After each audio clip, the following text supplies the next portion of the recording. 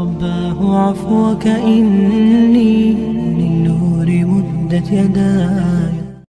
When you see a man, you know, one day I walked into a certain place and I saw lots of deviance in that place. People were actually prostrating to a grave. They were going around the grave and they were asking the man in the grave certain things. And one man told me there is no even man in the grave.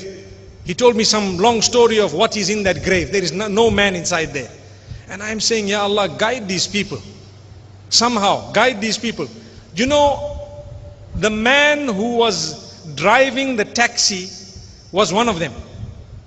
And I happened to talk to him because he saw me. He said, why are you very angry? I told him I wanted to see what these people are doing. I've learned a lot from going inside. But these people, they don't realize that Islam means to worship Allah alone. That is the meaning of Islam. To worship Allah alone. La ilaha illallah Muhammadur Rasulullah sallallahu alaihi wasallam encapsulates Islam. That encapsulates Islam. And they are calling out to the dead. Subhanallah. So he said, but what is wrong? I said, you cannot do that because you are risking your whole existence. He told me, no, but you know, I have been and sometimes my problem is solved and so many things have happened. Because I said, you know what? Shaitan sometimes will lead you on. So your problem is solved and you think it was done by this and by that. That is the test from Allah. And Shaitan is playing in the mind. What we definitely need to know, Subhana Rabbi al-A'la.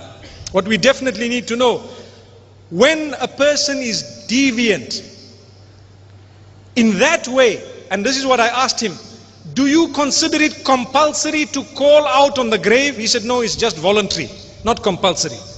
I said, we consider it compulsory to call out to Allah alone. So why don't you just leave that, call out to Allah? Because common sense, if a person is calling out to a grave, ask him, is it compulsory to call out to this grave? He'll say, no, it is voluntary. It's a good deed. Now that answer is wrong, but at least he is saying voluntary, meaning I do not have to do this. So you tell him that all of us believe that it's compulsory to call out to Allah and you're not allowed to do this. So who is risking what? If you call out to Allah, are you doing something wrong? He will tell you no. So why are you risking it? Why do you want to do something that half of the world is going to tell you that you are wrong? Rather do something that you also admit that it's correct. I hope you are seeing the logic in what I'm saying. This man says, you are right, it makes a lot of sense. Then I took it a step further. I said, now you need to correct your heart to believe that that is wrong. To believe that to call out to that grave is wrong.